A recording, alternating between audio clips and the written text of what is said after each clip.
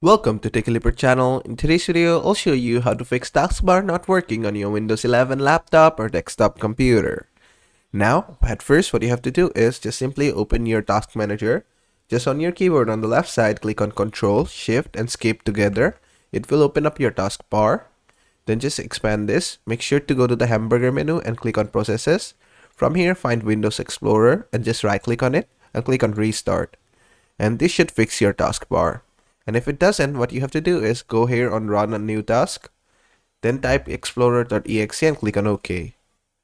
After that, it's gonna restart your Explorer once again, and it should work this time your taskbar. But if it still doesn't work, what you have to do is just open your Task Manager again.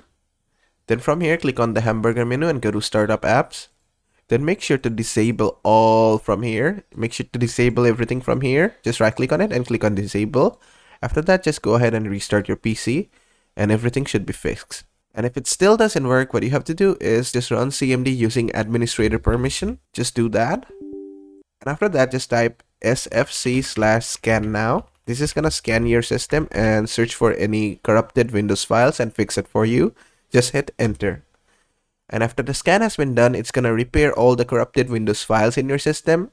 And after that, just go ahead and restart your PC, and hopefully your taskbar should be working. And basically that is how to fix taskbar not working in your Windows 11 laptop or desktop computer.